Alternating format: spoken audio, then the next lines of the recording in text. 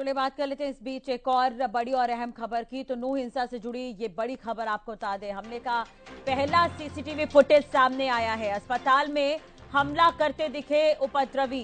तो ये बड़ी खबर, अस्पताल पर हमले का वीडियो आप देख रहे हैं। लोग यहां पर पहुंचे हैं, उनके पास लाठी डंडे हैं। नूह हमले का पहला सीसीटीवी फुटेज ये सामने आया है। अस्पताल में भी हमला करते नजर आए उपद्रवी। तस्वीर आप देख रहे हैं, बिल्कुल बेखौफ होकर किस तरह से यहाँ पे इनके हौसले बुलंद है, आप तस्वीरों में देख सकते हैं। सभी के हाथ में लाठी डंडे नजर आ रहे हैं और अस्पताल के बाहर की तस्वीर है। इसी खबर पर ज्यादा जानकारी और अपडेट के लिए बात करेंगे, संवाददाता हितेंद्र हमारे साथ जुड़ गए हैं। हितेंद्र, पहला सीसीटीवी फुटेज सामने आया है जहां पर उपद्रवी जो हैं वो लाठी डंडों के साथ नजर आ रहे हैं अस्पताल के बाहर।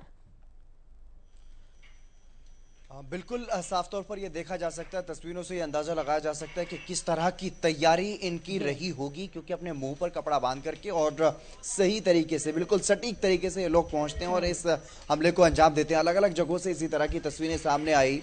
खुलकर के ये लोग एकजुट होकर के जिस तरीके से आए, जो उपद्रवियों का जो संगठन, उपद्रवी जिस तरीके से गिरोह में अलग अलग जगहों पर पहुंचे और इसी तरह से वारदात को अंजाम देते हुए नजर आए। और ये एक पहला सीसीटीवी फुटेज है जो सामने आया है। एक अस्पताल पर हमले का ये सीसीटीवी फुटेज सामने आया। जिस तरीके से अभी मुख्यमंत्री मनोहर लाल ने भी बताया, एक हाई लेवल बैठक हुई, मुख्यमंत्री मनोहर लाल और गृह मंत्री अनिल विज उसमें मौजूद रहे, तमाम अधिकारी मौजूद रहे, इनपुट लिया गया, अपडेट ली गई कि किस तरह से ये तमाम जो यहाँ पर हिंसा की घटनाएं घटी हैं उसमें साफ तौर पर मुख्यमंत्री भी यही कहते हुए नजर आए, जो अब से पहले गृह मंत्री अनिल विज भी कह रहे थे कि किसी बड़ी साजिश की ओर ये इशारा कर रहा है। और ये तस्वीरें जो सीसीटीवी फुटेज में हम देख पा रहे हैं, ये भी साफ तौर पर इस बात को पुख्ता करती हैं, कहीं ना कहीं प्रमाणित करती हैं कि कहीं ना कहीं एक पूरी साजिश थी जिसके तहत इन वारदातों को अंजाम दिया गया है। इस हिंसा की जो तमाम जगहों पर घटनाएं सामने आई, नूह में और नूह के अलावा आसपास के क्षेत्रों में, वो कहीं ना कहीं एक गहरी साजिश जिसका अंजाम ये देखने को मिला।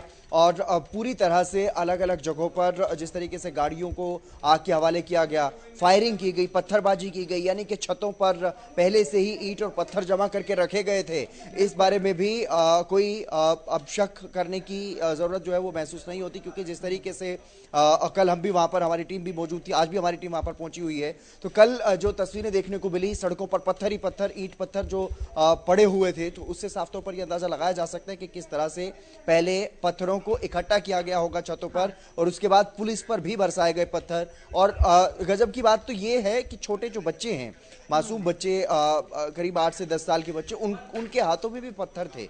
और इसके अलावा तस्वीरों में आप देख पा रहे हैं, सीसीटीवी फुटेज में देख पा रहे हैं, जो सीसीटीवी फुटेज में जिनके हाथों में लाठी डंडे हैं और जो ईंट पत्थर बरसा रहे हैं, उनकी उम्र भी कोई बहुत ज्यादा नहीं है। 18 से 20, 22, 25 साल की उम्र के ये लोग, ये युवा दिखाई दे रहे हैं। तो साफ तौर पर यह समझा जा सकता है कि लोगों को प्रोवोक किया गया, इस घिनौने अपराध के लिए इनको उत्साहित किया गया, इनको उकसाया गया और उसके बाद यहाँ पर हिंसा जो है वो भड़काई गई है, दंगे जो है वो भड़काए हुए हैं। ये तस्वीरें तो यही बयां कर रही हैं कम से कम। हालांकि अभी जांच का विषय है, जांच कमेटी का गठन किया जाएगा, जांच की जाएगी, उसके बाद जब जांच रिपोर्ट सामने आएगी उसमें पता चलेगा कि क्या कुछ सामने आएगा जांच में। लेकिन अभी भी अगर ताजा अपडेट्स की बात करें तो मुख्यमंत्री मनोहर लाल ने जो बताया कि 5 लोगों की मौत हुई है कुल मिलाकर के, जिनमें 2 होमगार्ड भी हैं और 3 सिविलियन की जानकारी है अभी तक। हालांकि आंकड़ा बढ़ भी सकता है, क्योंकि अस्पतालों में कई गंभीर घायल भी भर्ती हैं, जिसमें से पुलिस के अधिकारी और कर्मचारी भी हैं। कई पुलिस अधिकारी कर्मचारियों को गोलियां लगी हैं सीधी, जो दंगाइयों की तरफ से चलाई गई। और इसके अलावा ताजा अपडेट आपको ये भी बता दें अपने दर्शकों को कि जो उपद्रवी हैं, जो दंगाई हैं, ऐसे कई लोगों को गिरफ्तार पुलिस कर चुकी है और वहां पर अब पैरामिलिट्री फोर्स की तैनाती कर दी गई है, पुलिस की भी तैनाती है और फ्लैग मार्च लगातार किया जा रहा है। और पीस कमेटी की बैठकें की जा रही हैं। एक पीस कमेटी की बैठक अभी थोड़ी देर बाद एक बार फिर से होने वाली है, जिसमें स्थानीय प्रशासन की तरफ से ये अपील की जा रही है दोनों पक्षों से, ताकि शांति व्यवस्था वहां पर बनी रहे और किसी भी तरह से माहौल जो है वो और ज्यादा खराब ना हो। माहौल को सामान्य करने की कोशिशों में लगातार स्थानीय प्रशासन लगा हुआ है। जी बिल्कुल हितेंद्र, आपने काफी करीब से देखा है, आप मौके पर पहुंचे भी थे जब हालात तनावपूर्ण थे, उस वक्त भी आप वहां पर मौजूद थे। तो अभी की स्थिति क्या है वहां पर? हालांकि मुख्यमंत्री ये कह रहे हैं कि सब कुछ सामान्य है, लेकिन जब ये षड्यंत्र रहा है तो अभी भी क्या स्थिति सामान्य है वहां पर? और दूसरी तरफ ये भी आपसे जानना चाहेंगे कि शोभा यात्रा जब निकाली जा रही थी तो वहां पर पुलिस कर्मियों की तैनाती कम थी, लेकिन अभी क्या कुछ है वहां पर हालात? क्या स्पेशल फोर्स वहां पर तैनात है पूरी तरीके से?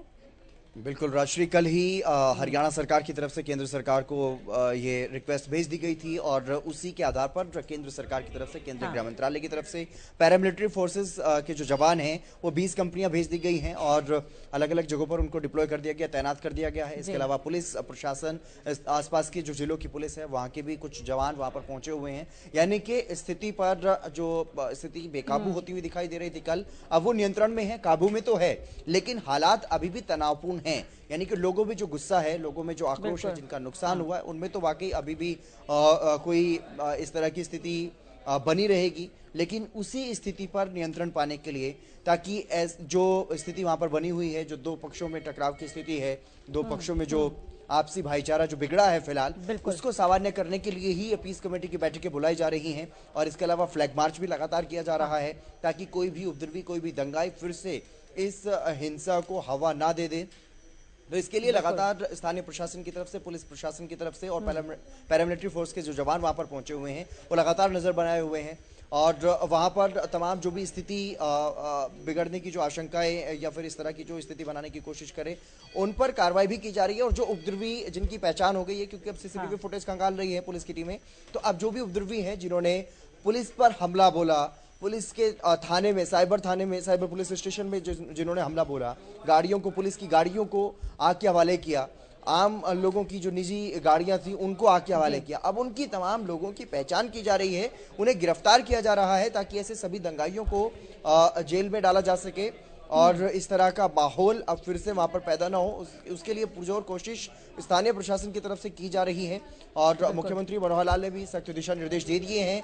किसी भी दंगाई को, किसी भी आरोपी को बख्शा नहीं जाएगा, जांच की जाएगी और इसके पीछे जो भी होगा उस तक पहुंचने की कोशिश करेंगे और उन पर, तमाम ऐसे लोगों पर जिन्होंने इस दंगे को भड़काया या दंगे में जो शामिल रहे, उन पर सख्त से सख्त कार्रवाई की जाएगी। इस तरह के आदेश मुख्यमंत्री मनोहर लाल की तरफ से भी दे दिए गए हैं और वहीं स्थानीय प्रशासन की तरफ से भी जमीनी स्तर पर लगातार वहां पर फ्लैग मार्च और लगातार वहां पर जो तैनाती है वो पुलिसकर्मियों की और पैरामिलिट्री फोर्स के जवानों की है ही। तो ऐसे में फिलहाल तो स्थिति सामान्य है, ये कहा जा सकता है, लेकिन तनावपूर्ण माहौल अभी भी है और इसी के लिए एहतियातन वहां पर धारा 144 लागू की गई है। नूह में कर्फ्यू भी लागू है 2 अगस्त तक, यानी कि कल तक वहां पर इंटरनेट सेवाएं भी बाधित है।